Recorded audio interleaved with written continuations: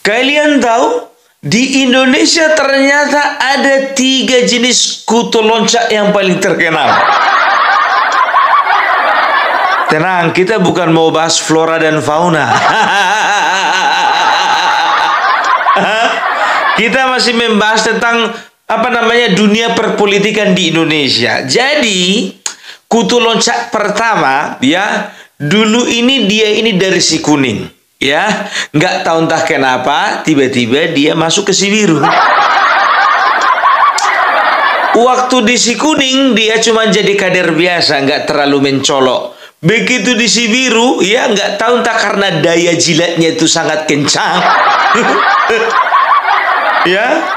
Daya jilatnya itu sangat kuat sehingga kemana-mana selalu berkata, ketua umum kami mengatakan, ketua umum kami mengatakan, Bapak titik-titik ketua umum kami mengatakan. Selalu jual-jual nama ketua umum. Udah lupa dia sebetulnya yang membesarkan dia kemarin si kuning. Nggak tahu entah angin apa yang membawa dia tiba-tiba udah loncat ke si merah. Selidik punya selidik. Ternyata dia melihat tidak ada masa depan di si biru. Si merah berkuasa, loncat dia ke si merah. Dia katakanlah, Ibu Ketua Umum kami mengatakan. Ibu Ketua Umum kami mengatakan. Ibu Ketua Umum kami mengatakan.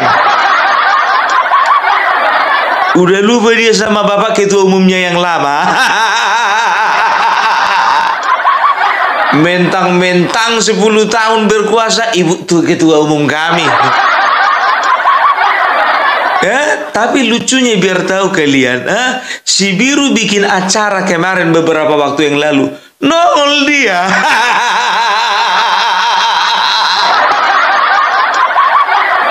Ngapain nongol kawan ini? Ya, berkelakar pula dia itu apa dibilangnya? Ya, sebetulnya teman-teman saya mengatakan dari si biru. Ada kemungkinan nggak balik lagi ke si biru? Maka dia mengatakan, tidak, saya di si merah saja. Padahal sebetulnya dia malu-malu kucing itu, ya. Karena apa? Modelnya ini kan dipertanyakan kesetiaannya, ya kan? Sebetulnya dia sudah melihat bagaimana masa depannya si merah ini bakalan suram. Kan begitu. Cuman mau balik lagi ke si biru, malu. Itu yang pertama, faktor malu. Yang kedua, faktor umur. Dia berpikir kan, aku udah kepalang tanggung di si merah. Kalau balik lagi aku ke si biru, gak bisa produktif. Masa dari bapak pindah ke mama, balik lagi ke bapak. Aku gak spill namanya loh.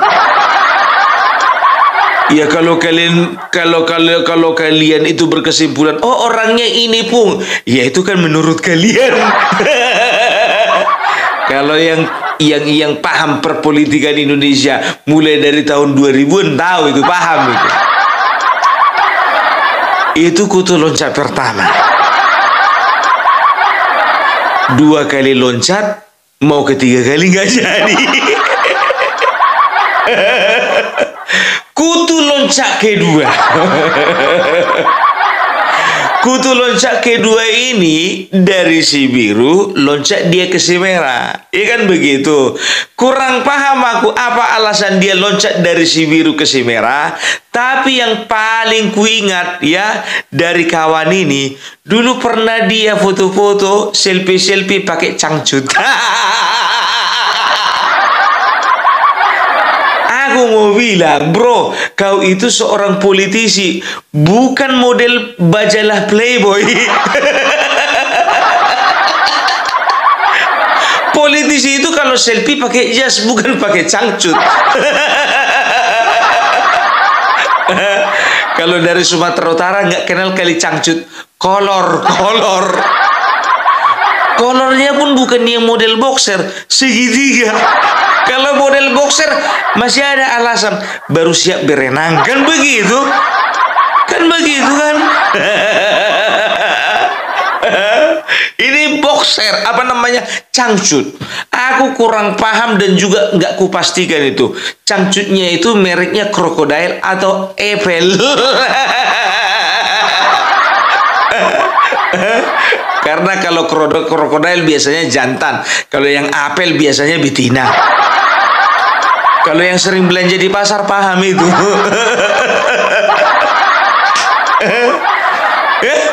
Setelah beberapa waktu dari foto cangcut itu,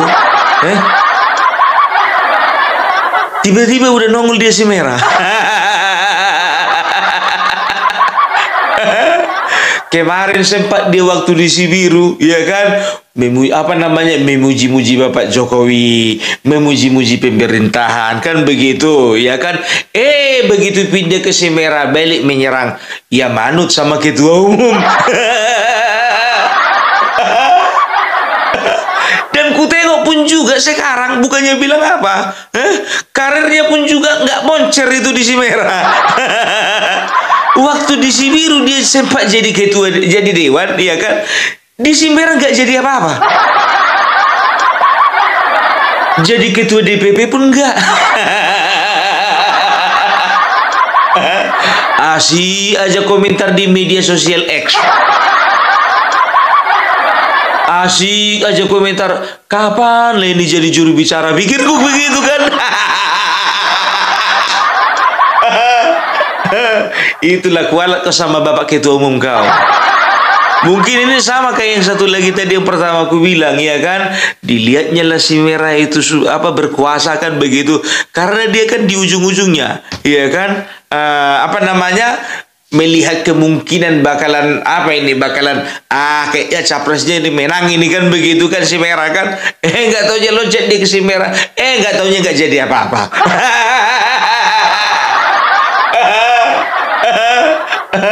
Aduh, koreksi aku kalau memang dia jadi anggota dewan. Mana tahu aku salah, ya kan. Soalnya aku kalau ke pelantikannya nggak datang.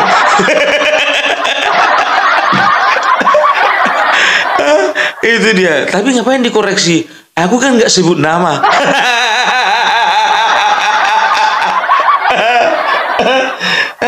Yang terakhir, kutu loncat ketiga. Ya, kutu loncat ketiga ini, ya, dia loncat dari si merah, masuk lagi ke si merah.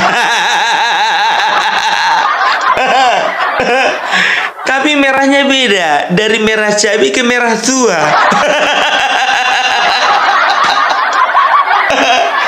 Jadi loncat kawan ini dengan alasan bahwa si merah yang satu katanya kemarin gara-gara Prabowo. Ya, gara-gara mendukung Prabowo lah makanya loncat dia ke merah yang satu lagi.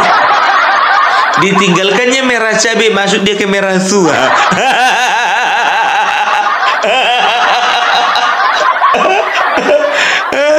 Tapi ini agak lumayan. Kenapa bilang? Karena sempat dia jadi juru bicara, walaupun sebentar.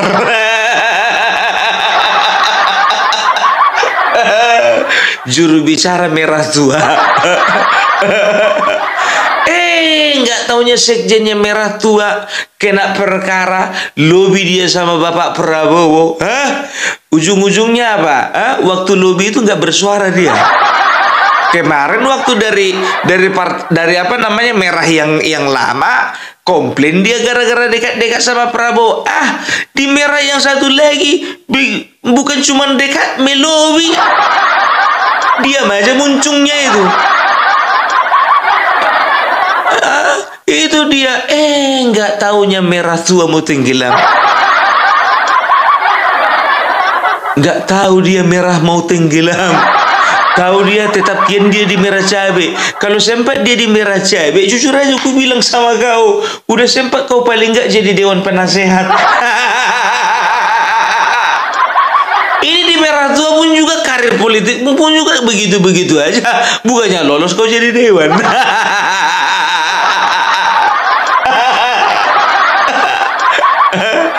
Keluar dia dari kapal yang satu, masuk dia ke kapal yang lain yang udah mau tenggelam. Malang kali nasibnya itu kan. Loncatlah lagi kau ke kapal sebelumnya.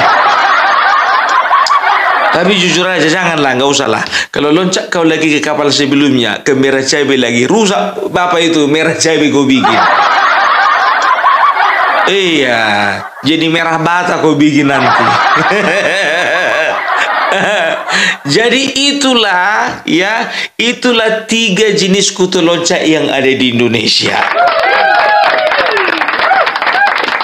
Sekarang kita mau bahas Guntur Romli.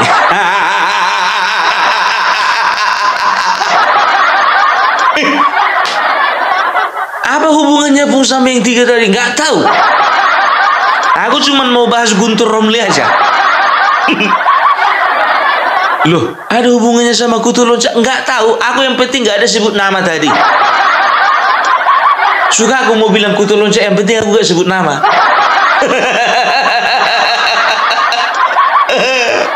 Kita masuk Guntur Romli. Jadi kemarin ya di acara Rakyat Bersuara ya, biasalah diundang pro dan kontra untuk naikin rating. Aku udah bilang kalau Rakyat Bersuara itu acaranya RT 16, kalau ILC itu acaranya RT 24. Di mana mereka bisa membentuk framing masing-masing. Lo kalau kelurahan kelurahan 58 pun nggak ada acaranya, nggak perlu kita bikin acara, nggak perlu, karena kita nggak perlu diserahkan. Karena apa? Udah pintar semua. Kalau sebelah kiri sebelah kanan perlu framing, karena apa? Ya, karena nggak ada satupun yang pintar. Pung, di RT 24 pintar-pintar, Pung. Rata-rata profesor. Apa gunanya jadi profesor kalau sengkle? Ingat ya, pintar itu selalu kalah dengan cerdas. Dan cerdas itu kalah dengan bijak. Beda. Mereka pintar tapi nggak bijak. Itu dia ya, clear ya. Jadi kemarin Rakyat Bersuara menampilkan ya yang kontra dengan pemerintah. Yang pertama tak lain dan tak bukan adalah Guntur Romli. Yang kedua Ray Rangkuti. Yang ketiga yang paling nggak suka aku ngeliat mukanya ini di mana-mana, Roy Suryo.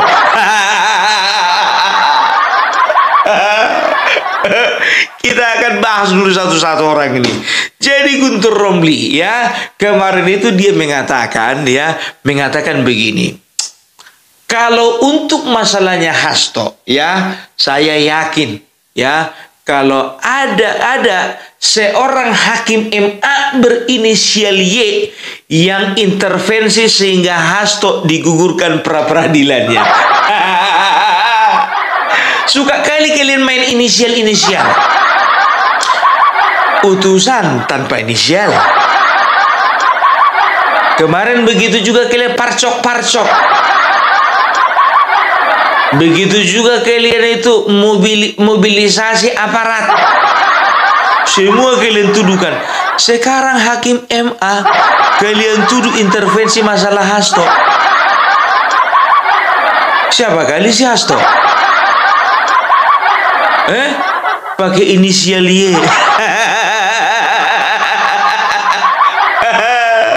Ya, ini Guntur Romli jujur aja aku bilang, dasarnya apa? Guntur, nggak usah dulu kau ngomong dan juga nggak usah dulu kau tampil di TV-TV. Kalau belum kau jawab dulu tantangan Pak Sudarsono itu untuk ngajak kau untuk sumpah pocong. Coba jawab dulu tantangannya itu. Baru kau nongol di TV. Kau ditantang kemarin sumpah pocong kau untuk membuktikan sesuatu, nggak mau kau. Ini ikut-ikutan lagi sekarang muncungmu itu bilang inisial Y, maka hakim MA inisial Y, hakim MA inisial Y. Jangan kau tarik-tarik, jangan kau bawa-bawa hakim MA yang berinisial Y itu. Nanti kalau hakim MA itu ngajak kau sumpah pocong lagi, kebingungan kau. Dia ajak kau sumpah pocong nanti kau. Jelas-jelas kau ngomong. Ada berapa inisial Y di MA? Nanti nggak terima dia dia saja kau sumpah pocong, gimana kau? Nanti dia saja sumpah pocong kau lari. Bukan kali orang ini memframing inisial Y, inisial B, inisial C. Y itu siapa? Siapa Y itu? Y itu siapa? Yuan Maharani? Atau Yadian Napi Tupulu? Atau Yegawati? Atau Yedi Sitorus? Oh, aku tahu. Yuntur Romli. Inisial Y. Enak aja lu ngomong. Sekarang dia lagi merunutkan kejadian bagaimana Hasto itu ditetapkan jadi tersangka sampai ditahan. Ditahan nggak sampai ditersangkakan aja. Dia runut itu. Begini, Aiman. Saya akan coba runutkan. Yang pertama, tanggal 14 Desember, Bang Deddy Sitorus mengatakan bahwasanya tanggal 14 Desember ada utusan. Tanggal 16 Desember, disitulah pengumuman pemecatan Jokowi dan juga ada beberapa kader lainnya. Tanggal 18 Desember, di situ sudah kedengaran bahwa Hasto akan ditersangkakan. Tanggal 20 Desember, di situ ternyata Bapak Prabowo melantik KPK dan juga komisioner, walaupun KPK itu adalah pilihannya Jokowi, tapi yang melantik Bapak Prabowo. Tanggal 20 Desember sore dilakukan gelar perkara. Tanggal 23 keluarlah sprindik penetapan Hasto sebagai tersangka.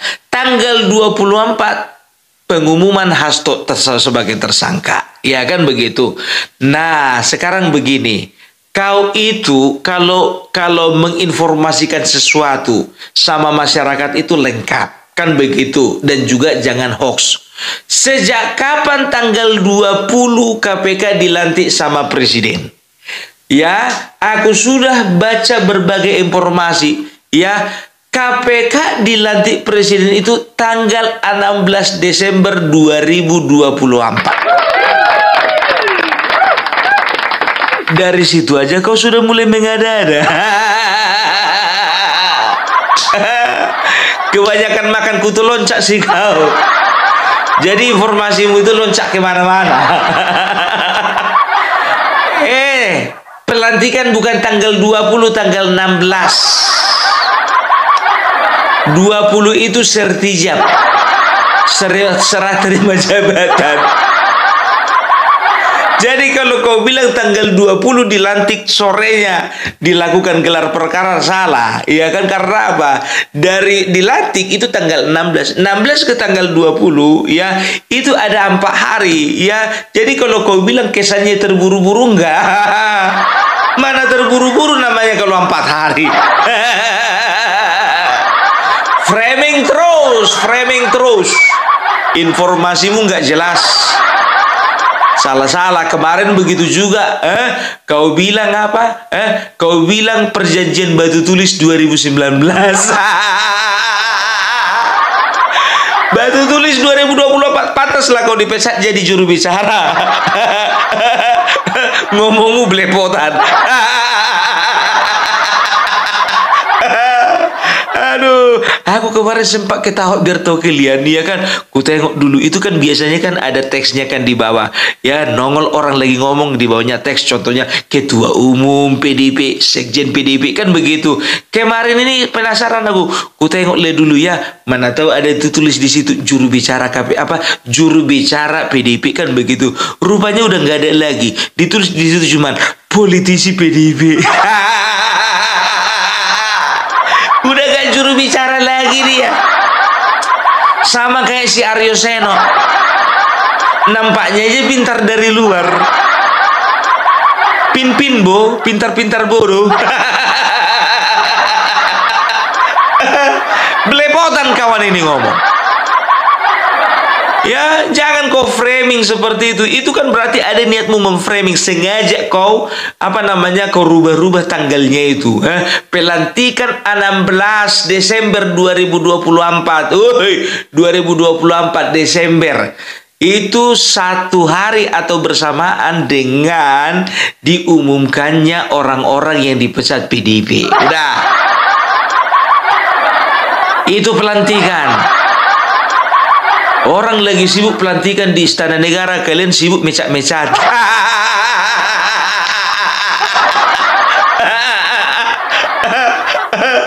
Aduh, jujur aku bilang, heran aku ngeliat orang ini, bah, selalu menggunakan momen untuk momen mereka.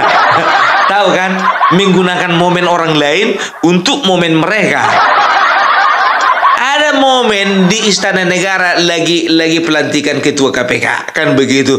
Nah mereka bikin momen sendiri, memecat kader.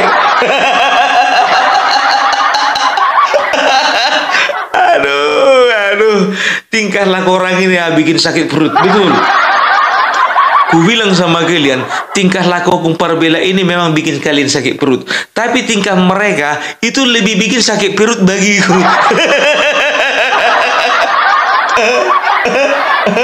Masuk lagi Roy Suryo. Tahu kalian kemarin di acara Rakyat Bersuara bawa wayang dia. Wayang itu adalah instrumen kesenian ya dari masyarakat suku Jawa. Itu adalah sebuah alat instrumen yang betul-betul bisa dikatakan melambangkan kearifan lokal. Ini kau pakai untuk menerangkan kejelekan kebodohan. Aku jujur aja aku bilang, walaupun aku orang Batak, tapi aku sangat menjunjung tinggi nilai-nilai budaya dari suku apapun di Indonesia ini. Kalian kau perhatikan dulu ini, Nggak pernah aku sembarangan pakai belangkon. Belangkon ini ku pakai untuk acara-acara khusus. Nggak pernah ini ku pakai ke toilet. Ya, jadi jangan pernah kau gunakan instrumen dari kebudayaan, apalagi dulu dari sukumu sendiri, untuk menggambarkan kebodohanmu. Udah kayak gitu cetak kaos dia. Bikin kaos dia biar tahu kalian gambarnya Godfather. Kalau tahu orang film-film tahun 50-an ya, The Godfather, tapi mukanya diganti sama Bapak Jokowi. Jadi udah fix ya, ini manusia yang kemarin merubah gambar stupa yang ada di Borobudur menjadi mukanya muka Bapak Jokowi. Kau mau dipenjara lagi, Roy? Kebiasaannya ini memang bawa alat peraga biar tahu kalian. Kau itu sebetulnya lebih cocok kau jadi guru biologi. Belajar tentang kerangka manusia, kau bawalah kerangka bohongan itu. Belajar misalnya tentang hewan bertulang belakang, kau bawalah misalnya contohnya kau bawa ayam, bebek, anjing, babi semuanya. Kan begitu. Belajarlah contohnya kalian contohnya di kelasmu itu belajar tentang alat reproduksi, kau bawalah alat kelamin. Iya, bawa. Maksudnya dalam bentuk alat peraga itunya. Repot manusia yang seperti ini. Kemarin waktu di forum, tahu kalian bawa apa dia? Kalau nggak salah dia bawa tali gantungan. Jujur kau Roy, kalau nggak salah kau bawa tali gantungan kau. Iya kan? Waktu itu kemarin Adili tangkap gantung, Adili tangkap gantung. Waktu barengan dia sama Abraham Samad. Makanya profesor sekarang banyak yang sengkle. Besok apa lagi? Diundang ILC bawa apa lagi? Kau bawa tiang jemuran. Selalu dia ini mengatakan, dia kan basi gitu pernyataannya itu. Perhatikanlah, harusnya kita itu harus mengembalikan wibawa Bapak Prabowo. Bapak Prabowo jangan mau lagi dicampuri Bapak Jokowi. Ditanya, bagaimana rupanya cara Bapak Jokowi mencampuri? Loh, itu 17 menteri bawaannya Bapak Jokowi, itu dibawa juga sama Bapak Prabowo. Itu aja basi. Kalau bicara tentang 17 itu, kan sudah dibilang berapa kali bahwasanya Bapak Prabowo memboyong 17 menteri Bapak Jokowi karena Bapak Prabowo sudah melihat bagaimana kinerjanya dan visi dan misi yang diusung oleh Bapak Prabowo itu adalah keberlanjutan. Makanya dibawa 17 menteri lagi. Kenapa kau kepengen? Makanya wajar kalau 17 menteri yang dianggap Bapak Prabowo kompeten di masa Bapak Jokowi dibawa masuk lagi ke kabinetnya. Itu hal wajar karena mengusung keberlanjutan. Kan begitu.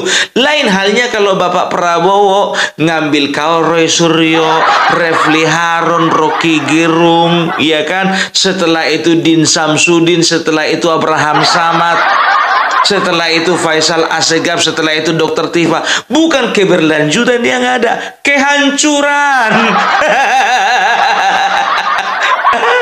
Jadi Bapak Prabowo tahu ya mana keberlanjutan, mana kehancuran. Siapa yang undang ini? Tolonglah dulu kalau rakyat bersuara ILC diundang itu yang berkualitas gitu loh. Yang udah pernah masuk penjara kau undang. Manipulatif. Alah, udahlah kau lebih, aduh susah aku bilang ngomong sama kau. Itulah di Indonesia ini, bukannya bilang apa ya. Kalau misalnya sesuatu dikerjakan sama yang bukan ahlinya seperti ini. Dia ahli telematika tapi sok-sokan bahas politik. Kalau bahas politik sih masih lumayan, terjun ke politik. Ya kayak gini jadinya. Dokter Tipa sengkle. Dokter. Tapi lebih banyak dia ngomongin politik daripada ngomongin kesehatan. Roy Suryo kan begitu juga. Sebetulnya dari cara dia membawa alat-alat peraga itu, jujur aja gue bilang, kecuali tadi membawa apa namanya yang alat reproduksi tadi itu ya. Kalau kau perhatikan di setiap kesempatan dia bikin bawa alat peraga dan juga bikin kaos. Kemarin itu kalau nggak salah kaos apa? Kaos anak Mulyono. Kau tiru-tiru ya kan? Ini sebetulnya manusia kreatif, tapi nggak terarah. Kreatif dia tapi nggak terarah. Pernah kalian lihat kayak gitu kan? Kreatif tapi nggak terarah. Apalagi bapak-bapak rusak kipas angin dibongkarnya, ya kan? Berusaha diperbaiki, rupanya makin rusak. Yang tadinya kipas angin mutarnya ke kanan, begitu diperbaikinya mutarnya ke kiri.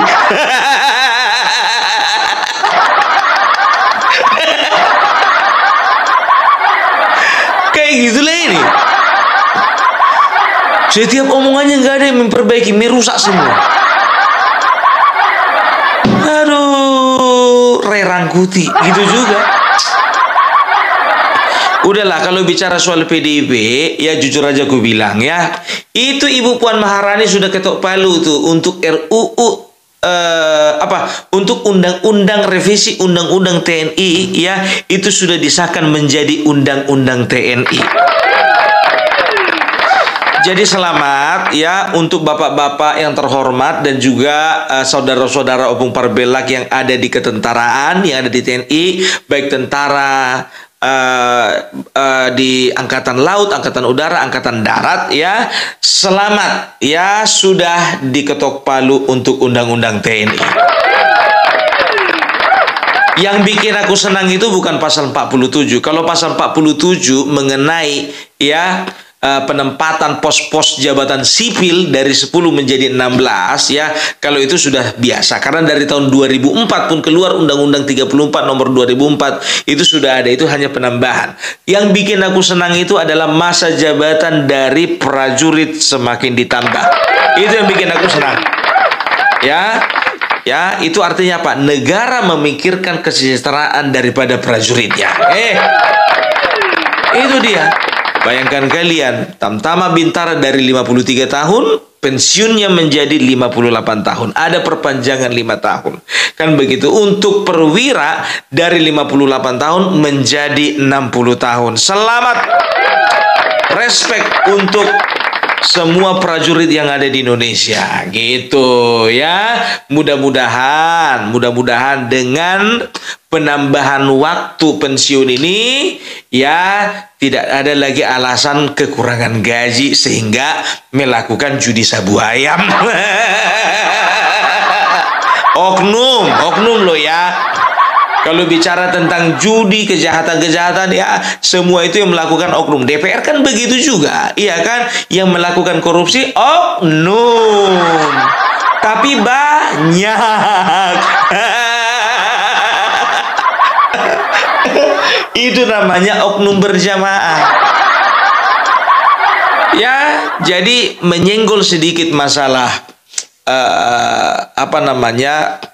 TNI tadi ya, tanpa mengurangi rasa hormatku kepada TNI dan juga Polri, Opung Parbelak secara pribadi mengucapkan turut berduka cita, turut berbelasungkawa atas gugurnya 3 orang anggota kepolisian, salah satu adalah Kapolsek yang ada di Bandar Lampung oleh karena pada saat penggerbekan sabung ayam.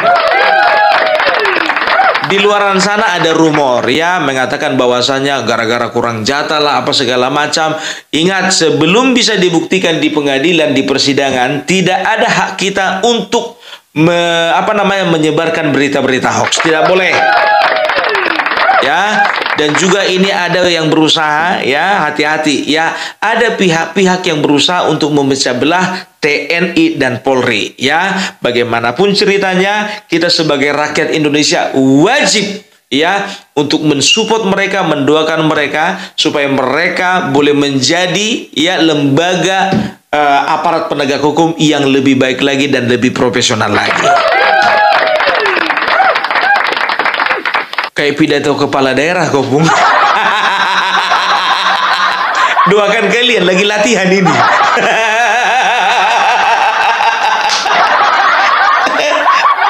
Loh iya, aku bilang kalian tidak bisa mempersalahkan institusi ya.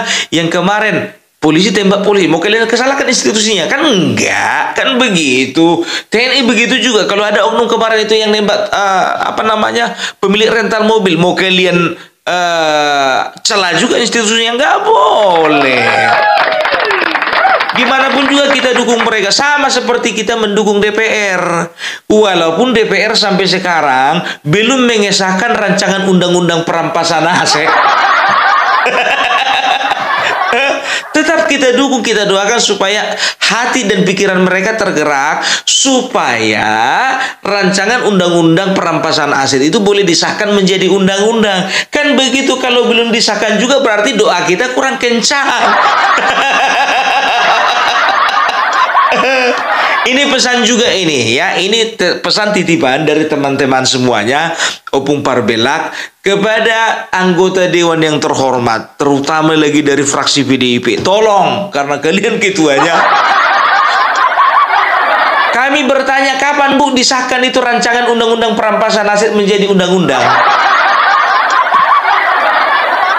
Ya, jangan ini. Kalau bisa ini kan setelah revisi undang-undang TNI kan masyarakat sudah mendukung nih Bu. Kalau bisa Bu, rancangan undang-undang perampasan aset Bu, tolong Bu disegerakan. Apalagi ini momentum dulu, Bu. Mana tahu gini, begitu ibu ketok palu ketika mensahkan undang-undang perampasan aset itu, mana tahu bisa memulihkan nama baik PDIP 2029. Nama baik dari mana ya? Dari nama baik yang dirusak si Hasto kemarin lah. Mudah-mudahan kembali kepercayaan masyarakat kepada partai ibu. Gitu, Ibu Puan. Tolonglah dulu, jujur aja lu bilang, Bu. Ya, ini adalah kebutuhan, Bu. Ya, ini kebutuhan masyarakat. Undang-undang ini disahkan, ya.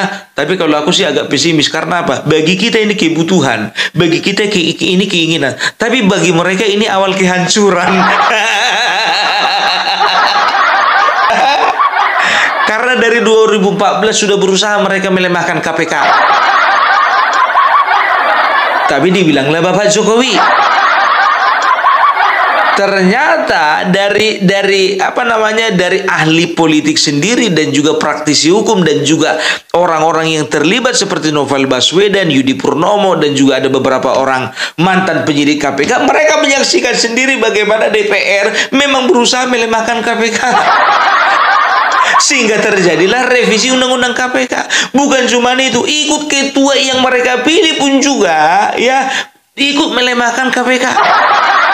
Seperti Firly Bahuri, dibikinlah tes wawasan kebangsaan. Karena apa? Dia sebarkan rumor bahwasanya di dalam tubuh KPK ya ada penyidik-penyidik yang terpapar radikalisme. Bodohnya Bung Parbela waktu itu percaya. Ternyata setelah aku pelajari, oh kerjanya si Firly rupanya ini. Tukang kompas. Aduh, ya. Jadi begitulah Ibu Puan Maharani. Kami mendukung pemerintah, kami mendukung DPR, ya. Tapi kami lebih mendukung lagi kalau rancangan undang-undang perampasan aset, Bu, itu segera disahkan, Bu. Mana lebih bagus, Bu? Undang-undang perampasan aset atau hukuman mati?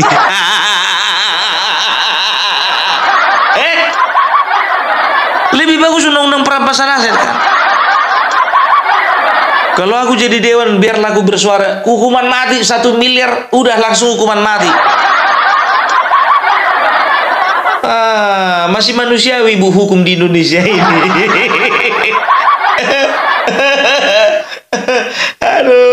Aduh. Ya, jadi itulah dulu dari Bung Parbela, ya. Jadi sudah jelaskan jenis-jenis kutu loncat yang ada di Indonesia.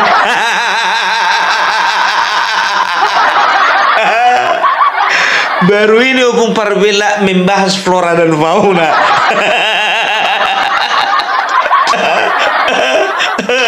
Aduh, oke lah dulu ya.